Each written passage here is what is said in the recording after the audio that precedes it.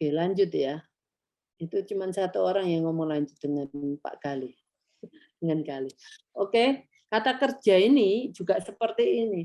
Kata kerja yang sebelumnya anak pernah melakukan dalam hidup sehari-hari.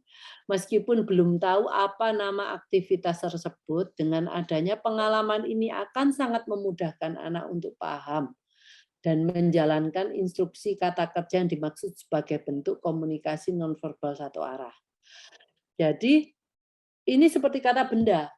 Ibu juga pilihlah kata kerja yang sebenarnya sudah dilakukan anak kita setiap harinya, tetapi ibu belum pernah mengenalkan itu sebagai apa itu. Oke.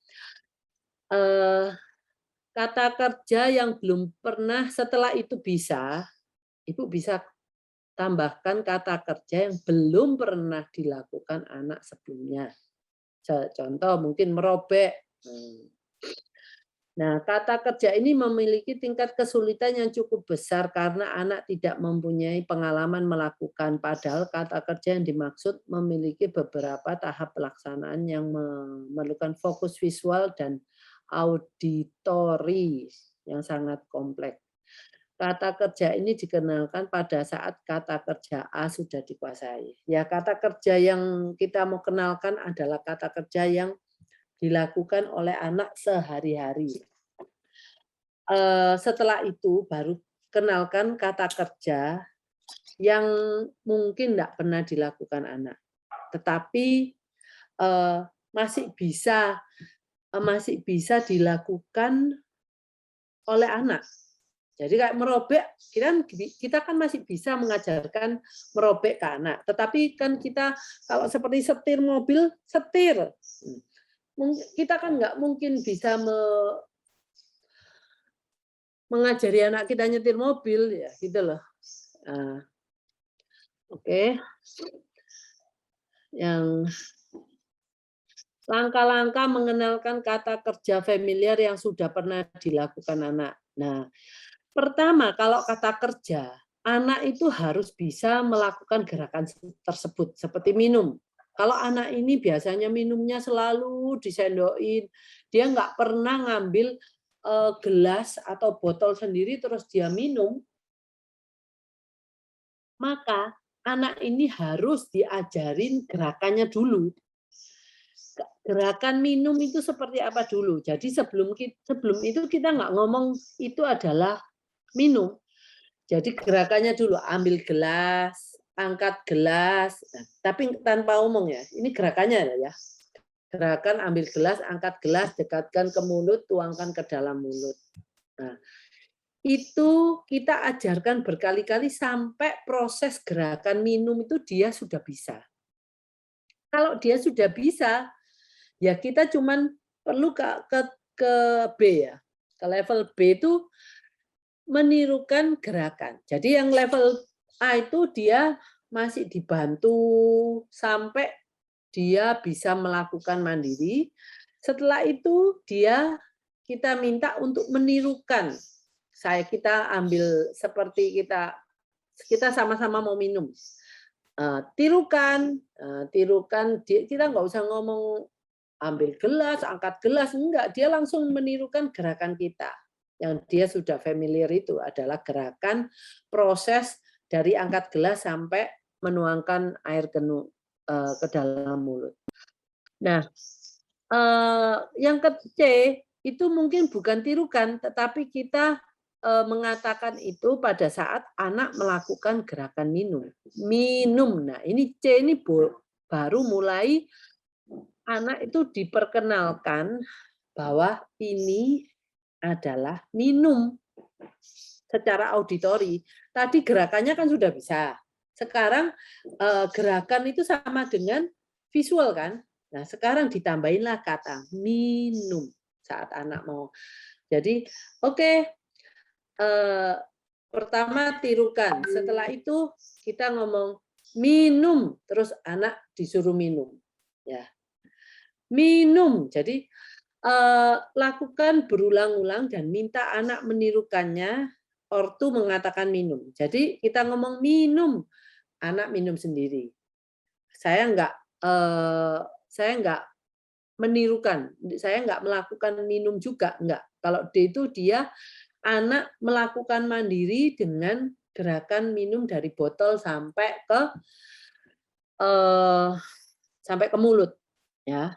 Nah, jadi dia waktu minum kita ngomong minum, minum. Mungkin lebih dari satu kali ngomong minum nggak apa-apa, ya. Orang tua memberikan instruksi ke satu minum. Terus yang E ini, ya, kita memberikan instruksi. Yang D tadi itu dia melakukan minum, ya. Terus tanpa bukan instruksi dari kita, tapi dia melakukan minum, kita yang ngomong minum. Jadi nggak ada instruksi di sini. Mungkin kita kasih botolnya di depan dia. Terus dia biasanya kalau anak-anak itu dikasihin apa-apa di depan, dia akan langsung melakukan apa yang ada di depannya. Mungkin kalau itu segelas air, dia akan minum itu. Nah, pada waktu itulah kita ngomong minum. Nah, ya kalau yang E itu ada instruksinya. Instruksi ke satu, ya, minum. Nah, terus kalau anak itu nggak melakukan apa-apa, kita harus tunggu 5 detik. Jadi kalau anak-anak kita berikan instruksi apapun ke anak-anak, tolong tunggu 5 detik. Kadang mereka tuh prosesnya tuh agak lola. Jadi sekarang minum ini bukan karena ada gelas isi air di depannya dia, tetapi dia minum karena instruksi minum. Jadi pastikan mungkin ini, saya kalau di depan dia sudah bisa, kita ngomong minum, dia langsung bisa minum. Kalau saya berikan agak jauh dari dia, apakah dia masih bisa ngomong minum? Kita sebentar, gelasnya agak jauh, kita kasih instruksi kedua, minum. Ya, apakah dia harus effort mendekatkan tangannya ke depan ke gelasnya, terus dia mendekatkan mulut dan tuang air ke mulutnya. Nah, itu adalah jadi untuk memberikan instruksi minum pertama di depan mulut, di depan kita. Tapi kalau sudah bisa, posisikan itu agak jauh dari anak. Bukan secara mudah dilihat dan mudah dijangkau. Jadi mungkin mudah dilihat, tapi jangkauannya agak tangannya harus diluruskan baru bisa ambil minumnya. Ya, bukan sampai sejauh apa enggak. Tetapi terus pindahkan ke kiri, ke kanan. Nah, kita ngomong minum. Jadi artinya apa? Kita anak ini sudah bisa minum, ya, instruksi minum dimanapun gelas itu diletakkan. Nah, kalau nggak bisa, itu kalau bisanya ya. Kalau anak bisa, jangan lupa reward atau pujiannya, ya. Kalau anak nggak bisa, katakan tidak. Berikan instruksi kedua, minum. Tidaknya itu nggak usah terlalu berlebihan ya, nggak usah kita kayak dengan nada marah gitu ya, nggak. Jadi berikan instruksi lagi kedua, minum, tunggu lagi 5 detik. Bila anak masih belum bisa, bila anak bisa, berikan reward atau pujian. Reward yang dilakukan setelah instruksi kedua dan reward yang dilakukan setelah instruksi ke-1 itu jangan sama ya. Jadi kalau instruksi ke-1 itu harus lebih heboh, instruksi kedua itu agak lebih nggak terlalu heboh, instruksi ketiga biasa-biasa saja. Nah, karena kalau umpamanya anaknya masih nggak bisa, katakan lagi tidak. Tidak itu artinya respon anak itu tidak benar. Tapi kita hanya membahasakannya dengan kata tidak. Terus berikan instruksi ketiga. Minum. Tapi setelah yang ketiga ini, begitu kita bicara minum, langsung berikan bantuan penuh. Artinya anak ini belum bisa. Ya. Tapi dia berarti kalau dia masih instruksi ketiga diberikan bantuan penuh, baru bisa melakukan, berarti anak masih belum bisa. Ya, anak bisa itu bisa pada instruksi pertama dia sudah bisa. Kalau instruksi kedua itu anak setengah bisa, berarti dia ini kurang fokus auditorinya itu kurang bagus. Jadi harus diulang-ulang baru bisa. Nah, kalau anak yang seperti ini, ibu berikan latihan fokus auditori yang lebih banyak supaya anak responnya lebih cepat. Seperti saya ngomong waktu itu dengan drum, satu pukulan atau 2 pukulan dia harus merespon dengan benar, ya. Yang F, orang tua mengecek apakah anak paham dengan kosakata minum dengan cara memberikan instruksi minum dan anak bisa melakukan secara mandiri pada pemberian instruksi yang pertama. Anak bisa melakukan 3 kali berurutan, target terakhirnya bahwa anak sudah paham secara reseptif minum. Nah, untuk tahunya, untuk kita tahu anakku sudah bisa instruksi minum itu biasanya saya ngetes 3 kali berurutan dia sudah bisa. Nah, berurutan itu maksudnya gini, bisa langsung dilakukan 3 kali saat itu juga, atau bisa juga Anda ngomong, "Oke, minum sekarang." Nanti, pagi disuruh minum bisa, siang disuruh minum juga bisa, malam disuruh minum bisa, gitu ya. Tahap selanjutnya dikenalkan kata kerja yang sering dilakukan seperti taruh, ambil, buang, cari, sini, tarik, dorong. Nah, jadi kata kerja ini kata kerja pertama, Anda harus anak sudah bisa, setelah itu ajarkanlah kata kerja kedua, ketiga, keempat. Nah, dan itu kalau sudah bisa satu kata kerja, jangan lupa lakukan generalisasi dan lakukan setiap hari. Ya. Karena anak kadang-kadang itu lupa. Nah, memang biasanya terus kalau ngecek minum itu jangan pada waktu saat-saat memang diperlukan minum seperti gini. Oke, Anda memberikan instruksi minum pada waktu makan.